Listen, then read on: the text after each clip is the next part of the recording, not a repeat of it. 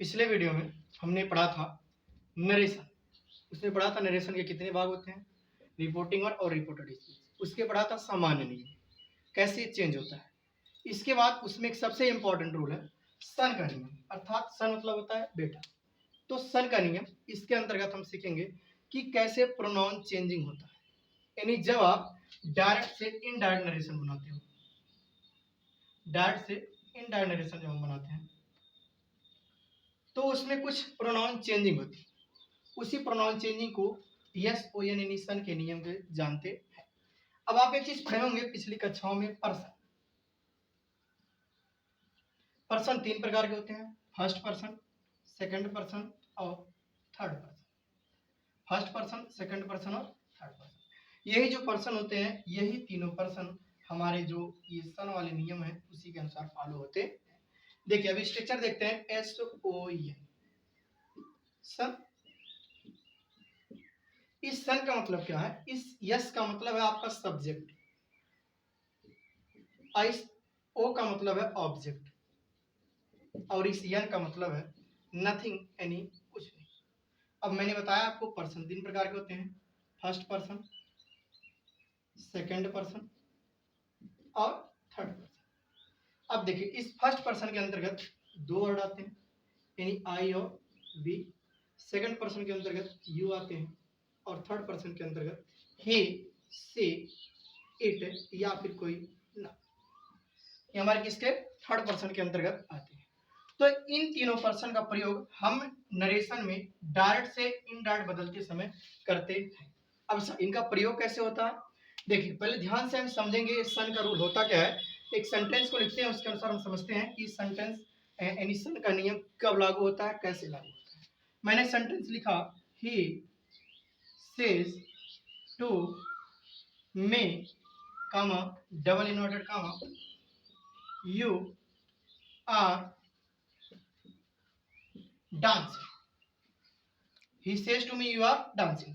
तो पिछले वीडियो में हम बता चुके हैं कि जो इन्वर्टेड कामा के अंदर होता है उससे आप बोलते हैं क्या, रिपोर्टेड स्पीच। और जो इन्वर्टेड कामा के बाहर होता है उसे बोलते हैं रिपोर्टिंग वर्ड। इतना चीज क्लियर हो गया। अब मैंने बताया था कि जब आपका सामान्य सा नियम है, ये आपका प्रेजेंट और फ्यूचर टेंस में रहेगा, तो इसके काल में कोई परिवर्तन होने वाला नहीं है। इस कामा और डबल इन्वर्टेड कामा का हटा के कंजक्शन क्या लगा देते हैं, दैट लगा देते हैं। लेकिन ध्यान से समझिएगा, ये रिपोर्टिंग वर्ब का ये हमारा सब्जेक्ट है और ये हमारा ऑब्जेक्ट। फिर रिपोर्टेड स्पीच का ये हमारा क्या है, सब्जेक्ट, और ये हमारा क्या है, ये है हमारा वर्ब। यानी इसमें ऑब्जेक्ट नहीं दिया गया है। तो इसे तुम, इसने मुझसे कहा कि यू आर डांसिंग, तुम नाच रहे हो। तो देखिए ये सब्जेक्ट हो गया और ये हमारा क्या हो गया, ये भी सब्जेक्ट हो गया। ये रिपोर्टिंग वर्ब का सब्जेक्ट और ये रिपोर्टेड स्पीच का सब्जेक्ट। तो इस नियम में हमें यही पढ़ना है। ध्यान से समझिएगा कि जब रिपोर्टेड स्पीच का सब्जेक्ट सेकंड पर्सन होगा, अर्थात यहाँ क्या है, यू है, तो ये सेकंड पर्सन है। इनडायरेक्ट नरेशन बनाते समय आप इसका चेंजिंग रिपोर्टिंग वर्ब के ऑब्जेक्ट के अनुसार करेंगे। एक बार फिर से ध्यान से सुनिए, जब रिपोर्टेड स्पीच का सब्जेक्ट सेकंड पर्सन रहेगा तो रिपोर्टिंग वर्ब के ऑब्जेक्ट के अनुसार। ठीक, देखते हैं इसको बना करके। ही सेज टू आपका बदल जाएगा टेल्स में, उसके बाद मी, यहाँ लगाएंगे कंजक्शन दैट। अब यहाँ ध्यान समझिए, ये आपका यू है तो किसके अनुसार बदलेगा, इस ऑब्जेक्ट के अनुसार। यानी जब ऑब्जेक्ट रहेगा तो सेकंड पर्सन रहेगा तो किसके अनुसार बदलेगा, ऑब्जेक्ट के अनुसार। यानी जब यू रहेगा तो रिपोर्टिंग वर्ब के ऑब्जेक्ट के अनुसार बदलेगा। तो यहाँ हम लगाएंगे दैट, और यू यहाँ मी है तो इसका हो जाएगा आई। क्या हो जाएगा, आई। अब यहाँ वाज है तो आई के स्थान पे क्या लिखेंगे, आई एम, क्योंकि यू के साथ आर लगता है और आई के साथ एम लगता है, तो आई एम डांसिंग। ये हो गया कि जब मेरा सब्जेक्ट सेकंड पर्सन रहेगा तो इनडायरेक्ट नरेशन बनाते समय रिपोर्टिंग वर्ब के ऑब्जेक्ट के अनुसार बदलते हैं, जैसा कि यहाँ नियम में है। अब ध्यान सुनिए दूसरा चीज,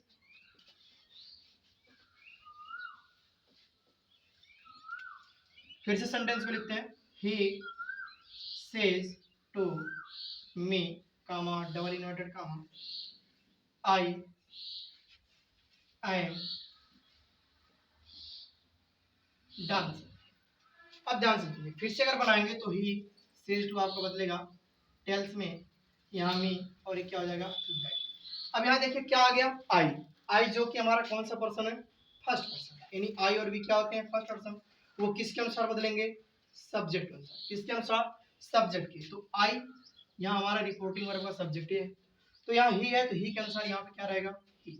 अब आई के अनुसार एम लगा, तो ही के अनुसार क्या लेगा, इज डांस। समझ में आ गया आपको कि जब यहाँ पे अगर रिपोर्टेड स्पीच का सब्जेक्ट आपका फर्स्ट पर्सन रहे तो रिपोर्टिंग वर्ब के सब्जेक्ट के अनुसार बदलेगा। अगर रिपोर्टेड स्पीच का ऑब्जेक्ट आपका सेकंड पर्सन रहे तो रिपोर्टिंग वर्ब के ऑब्जेक्ट के अनुसार बदलेगा।